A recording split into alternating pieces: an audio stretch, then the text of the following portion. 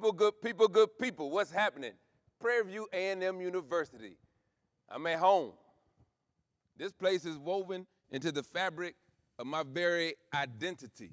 So a lot of what I'm gonna say today happened here on this yard. I'm gonna ask y'all a question. Do you remember when you were a kid and you just had this sense of wonder that was not restricted? You just asked all kind of questions based in just innocent curiosity. You nagging your parents, your aunts, your uncles, your aunties, your cousins. Why is this like this? Why is this like this? How is this like this? How does this work? Who are you? What are you doing? Why do we have to do it like this? And then it was a sense of freedom. You weren't bounded. And even when kids, you see their freedom when they're able to dress themselves. They'll wear a pair of combat boots with some swimming trunks, a turtleneck sweater, and a fireman's hat because they're free. They haven't been in society enough for society to tell them that they ain't matching or that's not how they're supposed to dress. And remember when you were a kid and somebody would ask you, what do you want to be when you grow up? Man, a kid had like 5 or 6 things. I know I did. I want to be a veterinarian. I want to be a race car driver. I want to be a professional chef. I want to fly jet airplanes. I want to be a professional bowler. And you said it as a kid with such confidence and conviction because you didn't think it was impossible. You were a free thinker. But then society comes along and gets a hold of you. And society tells you, they start to just sap that curiosity, that imagination. They begin to slice and dice you up to where that freedom that you had, it no longer exists because they telling you who you're supposed to be, how you're supposed to be it, what you're supposed to be. I'm gonna tell you a little secret about me, not that you asked, but I don't like people telling me what to do, especially if it don't make sense. Now, if it makes sense, we ain't got a problem. But if you telling me to do something and you telling me it's only 1 or 2 ways to do it and it don't make sense to me, my skin starts to itch. I start to feel restricted. I feel the walls closing in on me because you're restricting my freedom. You're not allowing me to come up with options that make sense for me. And I think I was like this, to be honest, since I was like 5 or 6 years old.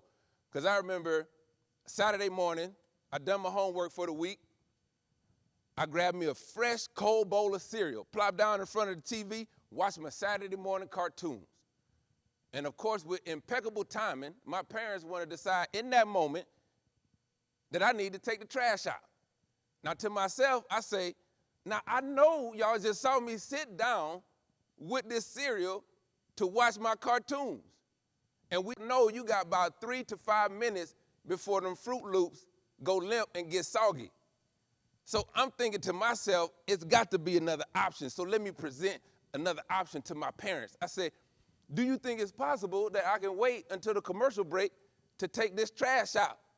Boy, you heard your mama. Take that trash out. Now you done put me in a box. Now, I don't think this was wise of me. But then my reply was, well, what's going to happen to the trash between now and the commercial break that would necessitate me taking it out right now? Boy, if you don't take that trash out, if you grew up in a black household, you know you won't be asking questions like that. Even though my parents taught me to be critical thinkers, it was only outside of their presence and not in moments like this. And it was this disposition and this critical thinking of mine that slowly but surely led me to recognize, as an adult, I don't make a good employee. So I had to figure this thing out on my own. I had to forge my own path and figure out how to work for myself. But society ain't really conducive to you doing that because when you come in here, they tell you in so many ways how you're supposed to be and what you're supposed to be. And that brings me to Prairie View A&M University. So follow me on this cautionary tale, if you will. My freshman year at PV, I was a straight-up class clown, because that's the only way I could get girls to pay attention to me. I was a scrawny little joker, and I wasn't smooth at being smooth, so I couldn't be the suave cat. So Well, when I talk to girls and I get them to giggling, you know, and I'm jaw-jacking, they cackle-lacking, and ha-ha, and they hit my knee a little slightly, and they say, boy, you so crazy, you're so funny. When they said that, I'm like, boom, gotcha. And then I recognize, at least in that moment, my value in this world, the thing that makes me feel significant is being a class clown. So I just played it up. I was involved in extracurricular activities. It helped then. But when it came to my grades, my academic performance was lackluster at best. But I would use this comedic charm to charm my way with professors from a C- to a B, from a B to an A. But there was one professor who it did not work on, and he could read straight through me, the late and great Dr. Amari Obadelli. I would try to charm my way, oh, Dr. O, what's good, man, how you doing? He just look at me, what you doing, son? What you doing, young man? Mr. Slade, what are you doing? I see you popular on campus. I see you know a lot of people, you good with people. I see you funny, ain't nothing wrong with being funny, but you silly funny. You got more to offer than that. You know, you watch them cartoons and you see the cartoon character coming there with a chest out, then he get chin checked and all of a sudden, that was me. And in that moment, I was like, man, I don't want to be the court jester no more. I don't want to be the village clown. I don't want to be silly funny. If I'm funny still, let me be smart funny. And I remember my roommate, his pops was Afrocentric and used to send him all sorts of books to read that he never read. And I said, man, I need to develop my intellect. So I was like, yo, bro, let me get one of these books on the shelf. I didn't know one book from the other. I just grabbed one randomly, and it happened to be Dr. Carter G. Woodson's The Miseducation of the Negro. I didn't know who he was. I never heard of the book. But in the book, he says something. He says, if you control a man's thinking, you control his actions. And I was like, oh, man, hold up, man, hold up. Don't nobody control me. I think for myself. I'm my own man. Then I continued to read the book. I'm maybe not my, God dog it. I started reading more books. And these books are telling me, you need to get to know yourself. Talk shows tell you, you need to look in the mirror, you need to get to know who you are. The self-help books, everything you need to know is within, just get to know yourself. But they don't tell you how to do it. Be yourself. I got to know myself before I can be myself. You need to keep it real. I need to get real before I can keep it there. How do you do it? So I just started asking myself some very simple questions, but they was hard to answer. Alzo, why do you think the way that you think? Why do you hang out with the people you hang out with? Why did you pledge the fraternity that you pledged? Why do you believe what you believe? Why do you wear the clothes that you wear? Why do you laugh at what you laugh at? And I had to square up with them answers because not all of them was pretty. And in that moment, what I was doing was I was learning about myself, removing shackles that I didn't even know that I had on me. And when you start to get to know yourself, it's a lonely game. Because as you removing shackles, you're able to see shackles on other people, right? I started to recognize that I'm spending money that I don't have on clothes that someone has convinced me that are fashionable to impress people that I don't know, and those that I do don't care. My pops told me, son, if a woman likes you for the clothes that you're wearing, you're with the wrong woman.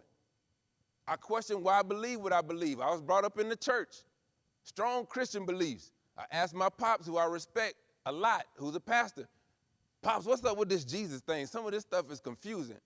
He say, son, if you believe what you believe because we told you to believe it, that ain't true faith. The God that I serve can handle any questions you got. So go forth as long as you ask him within the right spirit, and that's intellectual and spiritual growth. So I was off. But then I told you it's a lonely journey. I'm on the campus of Prairie View. Now I'm the cat rocking the dashiki and the black fist around my neck. My frat brothers looking at me like I'm crazy. They come up to me and they like, you wearing a dashiki? Boy, you don't speak no African. You ain't African. I say, you wearing Greek letters. Speak some Greek then. I was going on a journey of self-discovery. But the society that we live in is not conducive to that. So you have to go at it by yourself to begin this journey of freedom. So then I said, yo, I graduated and I'm still in this flow of what society wants me to be. I graduate. I get a good job, good paying job. The VP of the company takes me underneath his wing and wants to groom me to take over his position.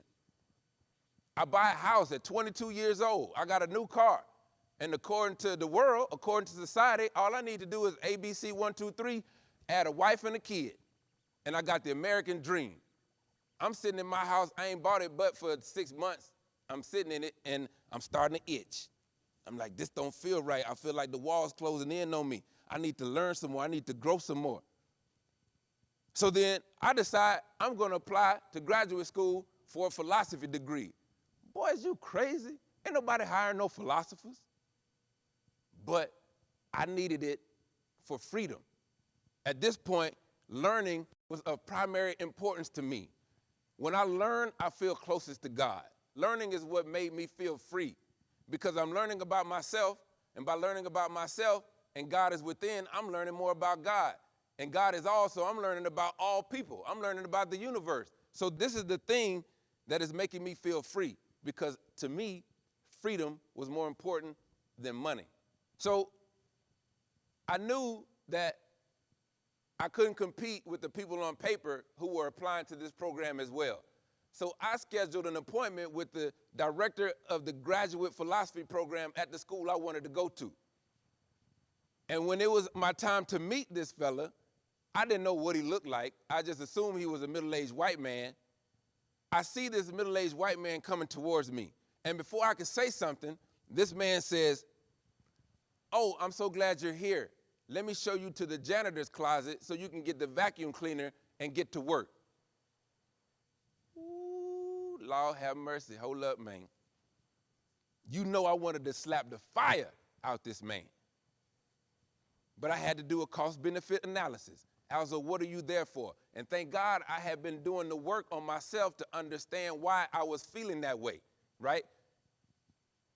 Because the work that I was doing on myself allowed me to see that this dude had been conditioned by society. He had been conditioned to the extent that it was impossible for him to see me as anything other than the help. So those were the shackles that he was wearing. So I'm not going to allow his shackles to shackle me because that's what would have happened if I slapped the fire out of him like I wanted to. I proceeded to my objective, had the appointment, got into the graduate school.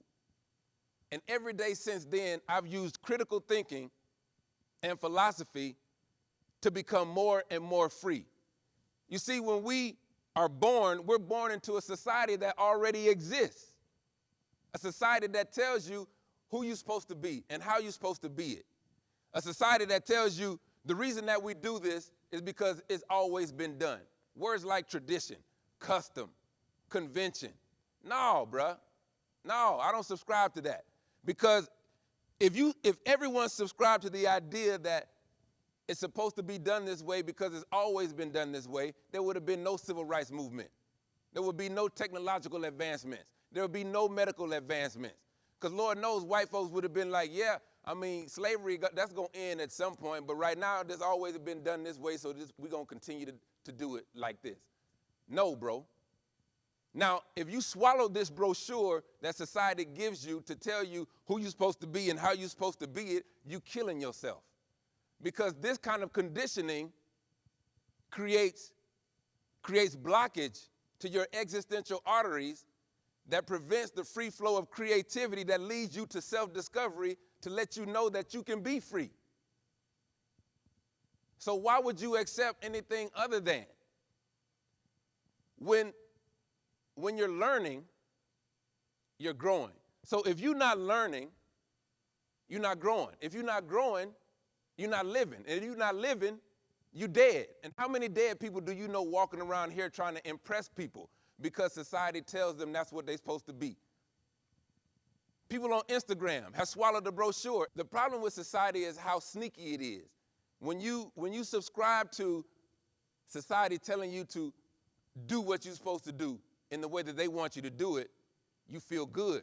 You get accolades, satisfaction that's supported by people giving you praise, giving you likes on Instagram, giving you likes on Facebook. But deep down inside, you have this burning fire of curiosity that existed when you were young. But you can't fuel it because society is not conducive to you thinking for yourself, because there's so many people in line ready to think for you. But you will never be free in that way. Don't let society tell you who you're supposed to be and how you're supposed to be it. wear your combat boots, wear your fireman's hat, wear your swimming trunks and your turtleneck sweater if you want. Because we were born free. And then society taught us how to be a slave. And now it's up to you to determine whether or not you feel confident in teaching yourself how to be free again. Appreciate y'all.